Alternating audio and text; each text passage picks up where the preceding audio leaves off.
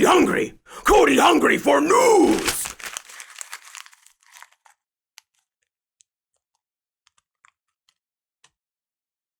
Hello, everybody. So, Palestine and Israel. We're not going to talk about it because, we're told, it's too complicated to understand or discuss or do anything about. But, counterpoint, we will talk about it because, is it too complicated to understand?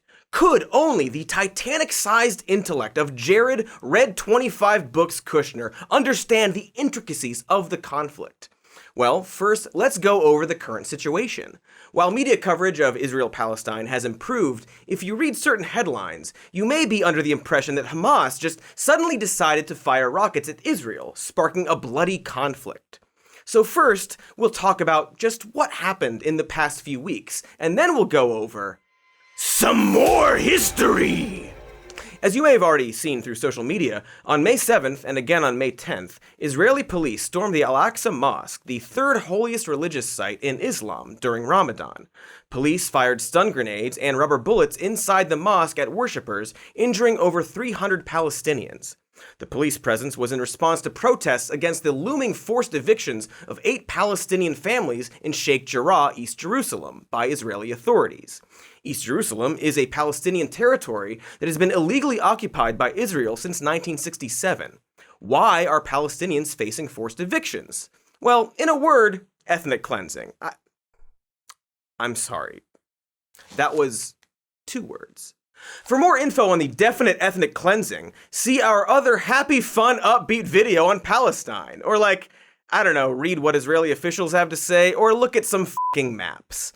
But anyway, as it turns out, the rocket attacks by Hamas did not come out of nowhere, and in fact were pretty predictable, given that Hamas's military leader, Mohammed Deif, made a statement on May 5th.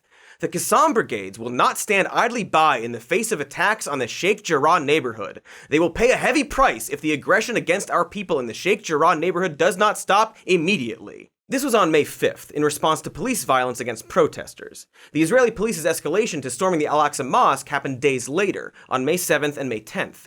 So the rocket attacks aren't exactly random violence if Hamas is giving a direct threat and explanation of the violence. But Cody, says patriotic anime titty lover 69, are you siding with Hamas? Do you stand terrorism? Well, thank you, patriotic anime titty lover 69, for your service. Obviously, Hamas sucks, but pointing out that Hamas's actions are not random acts of violence isn't the same as siding with them, nor is solidarity with Palestinians, as Ted Cruz and Ben Shapiro and other liars might want you to believe. To be clear, hurting civilians is never justified, even when it's in retaliation, and especially when it's an escalation of violence. When Hamas fires at Israel, injuring or killing random civilians, not only is it a travesty for Israeli civilians who are harmed, it also undermines public sympathy for innocent Palestinians. Hamas's actions give the Israeli military quote-unquote justification to bomb and kill tenfold Gazans and continue to ethnically cleanse Palestinians. I'm sorry, what I meant to say is, Hamas's actions gave Israel justification to do surgical airstrikes against Hamas that ends up killing sickening numbers of children, top doctors, destroying their one coronavirus testing site, flattening residencies, and demolishing buildings housing media organizations, including the Associated Press, and hitting refugee camps. You know, surgical war crimes. Every time the Israeli military kills a child, a doctor, destroys media outlets, or levels a residential block, they use Hamas as a justification in the name of self-defense. Weirdly, this right to defend itself is never extended to Palestine. But whatever, the IDF can bomb anything at once if Hamas even farts within 500 miles of the target. The Israeli government claimed Hamas was hiding in the AP media building, and we showed the US evidence, despite the Secretary of State, Anthony Blinken, saying the US hasn't seen any of this evidence. Yikes, guys. Awkward. Maybe work on your story together before you go to the press. Apparently, Hamas is hiding behind every child killed in Gaza. To put it in terms that we in the US can understand, Hamas is a bit like cocaine. Did police do an unwarranted arrest and a bit of brutality? Oh well, what do you know? Turns out we found cocaine in their wallet. Oops, did we do a few war crimes? Well, we found Hamas in their wallets, we swear. In the IDF's words, they just had to bomb that refugee camp because an apartment nearby was used as terror infrastructure in the area of the Al-Shati refugee camp. Was it really? Who knows now, because it's all been blown to smithereens. Also, apparently the alleged targets were some computers, which were removed before the strike, so whoops.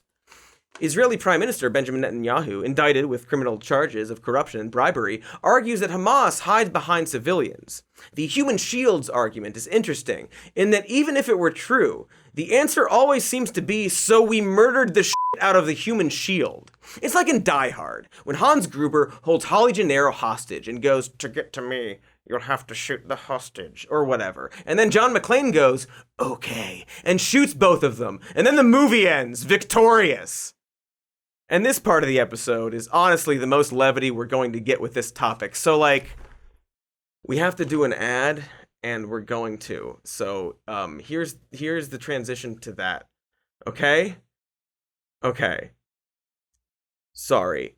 Hi, this is where the ad would go, but this is Patreon, so it's just me and Warmbo hanging out, talking about how we hate ads.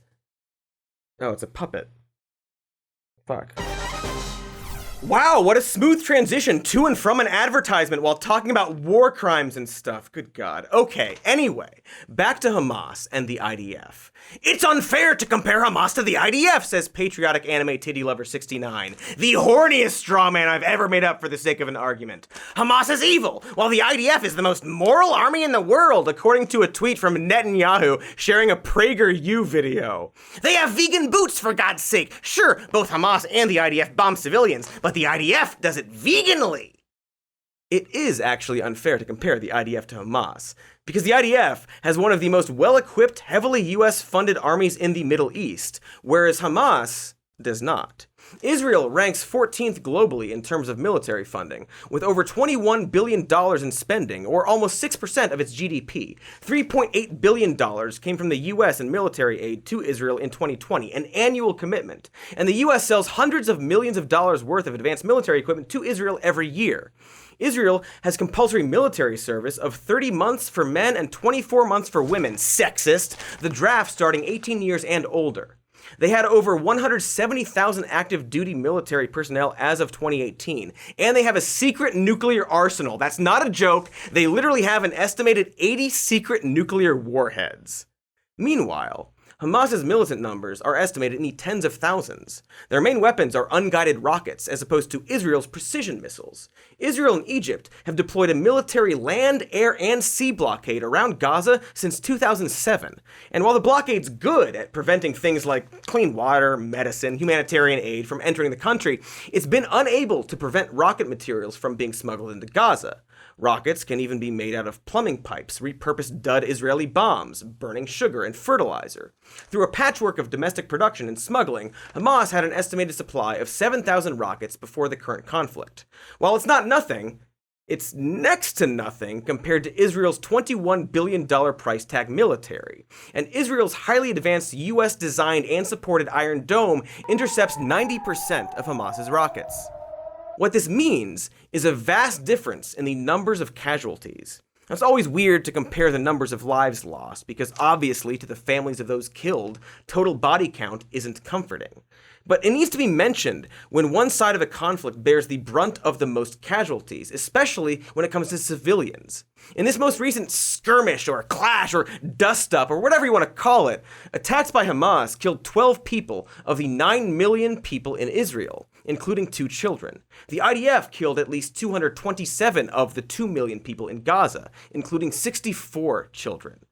Gaza is completely surrounded by superior firepower, which is important to keep in mind when Israel's military and police force, as well as illegal settler colonies in the West Bank, continually instigate acts of violence or land grabs in Palestine. Israel knows they can steal land from Palestine, and even if Hamas retaliates, the IDF can utterly devastate Gaza in a hail of missiles. This military dominance is probably why Israeli authorities and settlers are so bold in trying to force Palestinians out of their family homes they've had for over 70 years. The Israeli government might try to argue that kicking grandmothers out of their childhood home is justified because before the 1948 Arab-Israeli War, those homes had belonged to Jewish residents. But strangely enough, this justification isn't used by Israel to allow Arab families to return to their homes they lost after the 1948 Palestinian Exodus, or Nakba, when about half of Palestinian Arabs were expelled. NPR's Daniel Estrin explains the situation of a Palestinian man facing eviction from his family's home. One half of his home was claimed by a settler group years ago. Now he's facing eviction from the other half. And here's the thing. Israeli law allows Jews to reclaim these grounds lost in the 1948 war.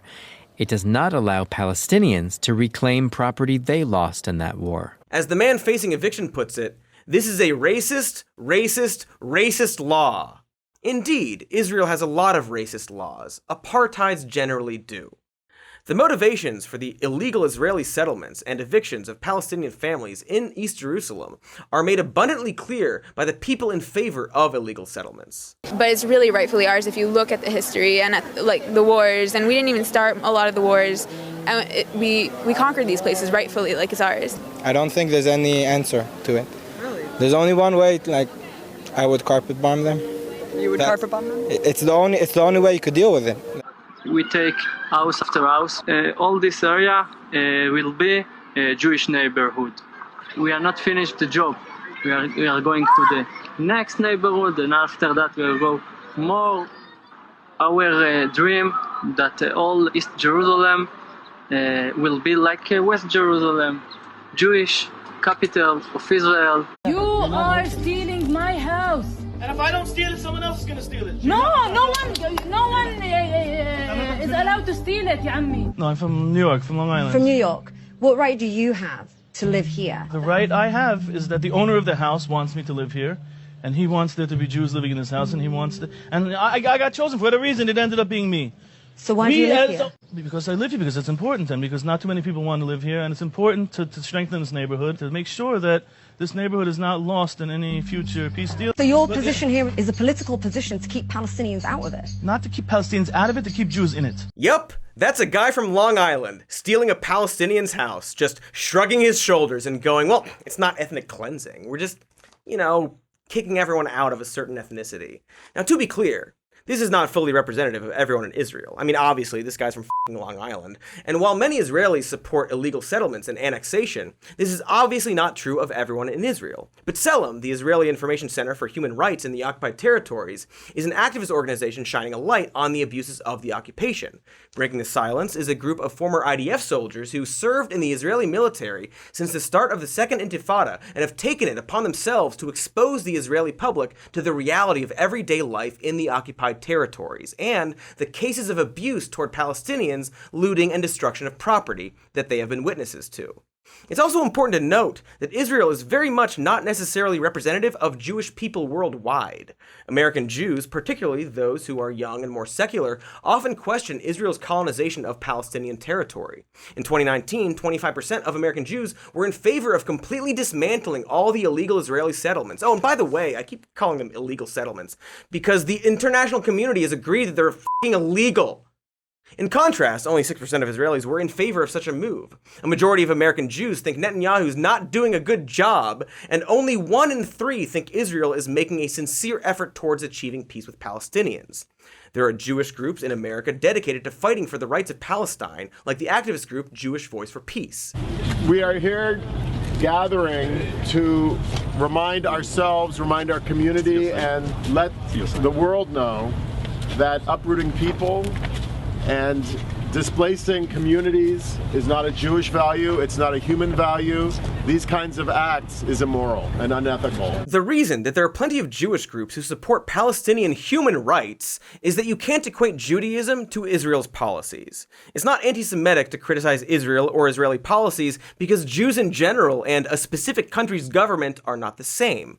Much like if you show support for Palestinians, you're not in bed with Hamas terrorists or whatever lying little worm Ted Cruz might say. On the other hand, it is actually anti-Semitic to say that all Jews should or do support Israel's actions. Alan Dershowitz calling Bernie Sanders a self-hating Jew for criticizing Israel is just as anti-Semitic as holding all Jewish people responsible for the Israeli government's actions.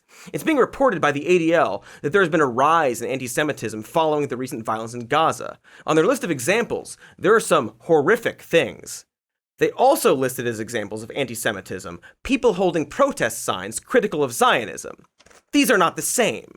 And it's also interesting that pro-Palestine protests are all described as anti-Israel protests, but to be clear, support for Palestine or criticism of Israel doesn't equate to anti-Semitism and shouldn't be used as motivation for it. And actually, nothing should be used as motivation for anti-Semitism, because anti-Semitism is dumb as f***. Also, the claim that it is anti-Semitic to criticize Israel or support Palestine is not true, and shouldn't be used as an excuse to ignore the key issue. Now, this is not to say that religion never plays a role in support for Israeli colonial policy. Support for Israel is weirdly high among evangelicals who, think it's important for the end times prophecy where everyone but them, including Jews, will be sent to hell. Very cool and very normal religious fundamentalists to have 35% of here in the US. In fact, Israel's colonization is so popular among U.S. evangelicals as compared to U.S. Jews, former Israeli ambassador to the U.S. Ron Dermer said, "People have to understand the backbone of Israel's support in the United States is the evangelical Christians. That's the backbone. And it's true because of numbers and also because of their passionate and unequivocal support for Israel. Look at numbers." I mean, sure, evangelicals are only supporting Israel because they think it's prophesied to set in motion the end time during which unrepentant Jews will go to hell, but hey, gotta make friends where you can find them.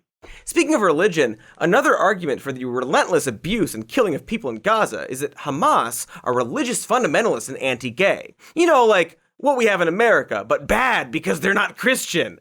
Also, while Israel does recognize gay marriages performed in other countries, you can't actually get gay married while there. But anyway, yes, of course, sure, religious fundamentalists suck and have a bad track record on human rights.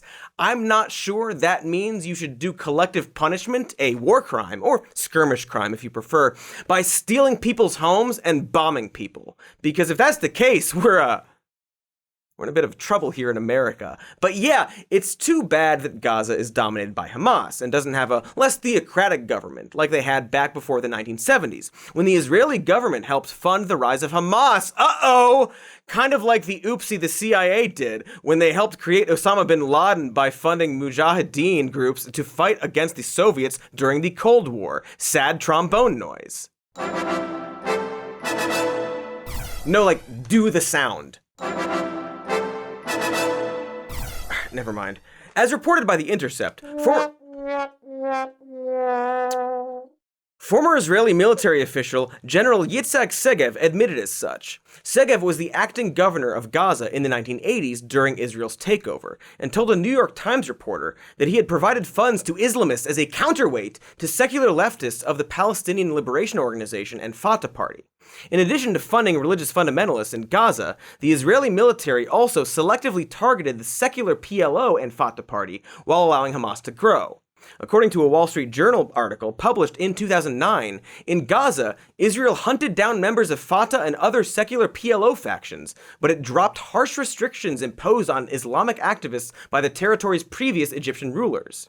Israeli historian Avner Cohen said, "Hamas, to my great regret, is Israel's creation, and was an enormous stupid mistake, or as we like to say on this show, an oopsie goofer of colossal proportions."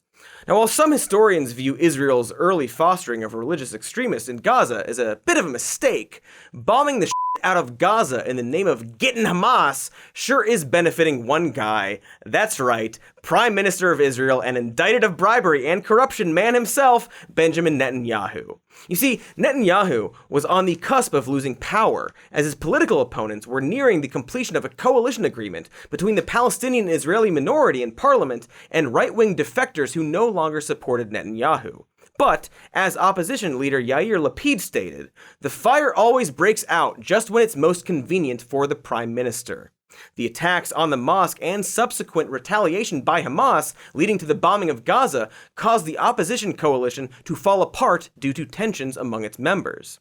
While Netanyahu himself didn't send out a memo saying, "Please escalate tensions in Gaza," according to the LA Times, around the time that the coalition-forming mandate was passed to Lapid, simmering tensions in Jerusalem boiled over, exacerbated by what turned out to be fateful moves by allies of the Prime Minister.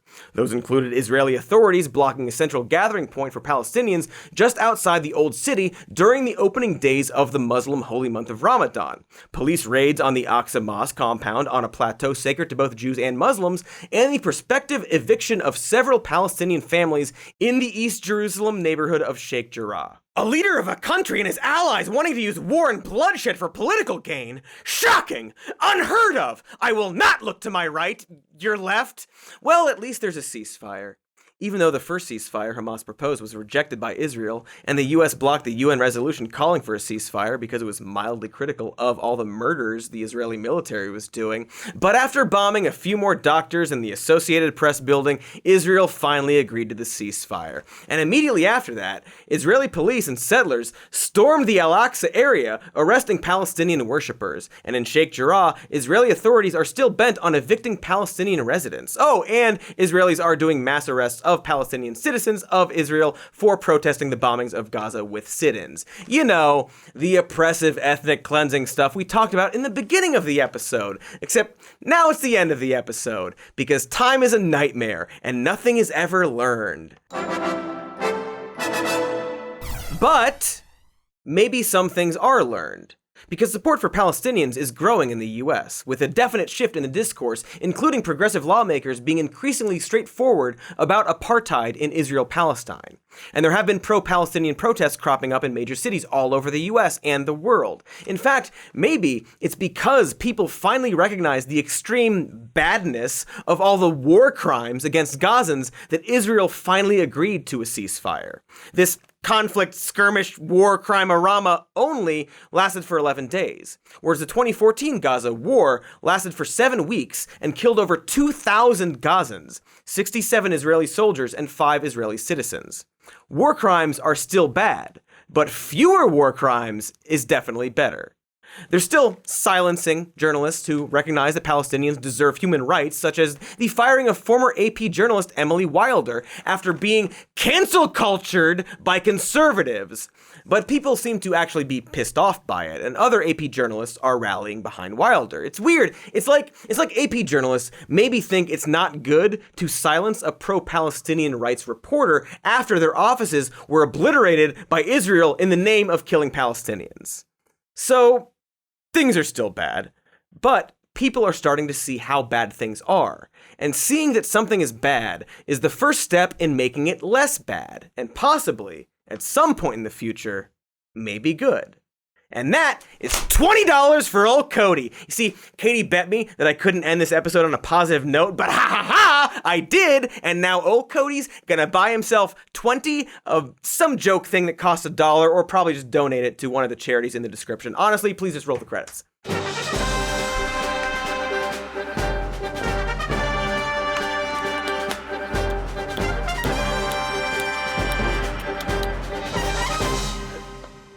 Do the trombone again.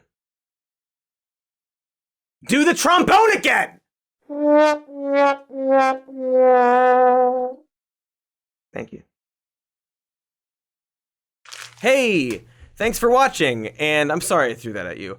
Make sure to like the video and subscribe to the channel and leave a comment or not. And we've got a patreon.com/SomeMoreNews. We've got a podcast called Even More News. We've got merch if you like it. We've got other videos. We've got pizzazz! All right, bye.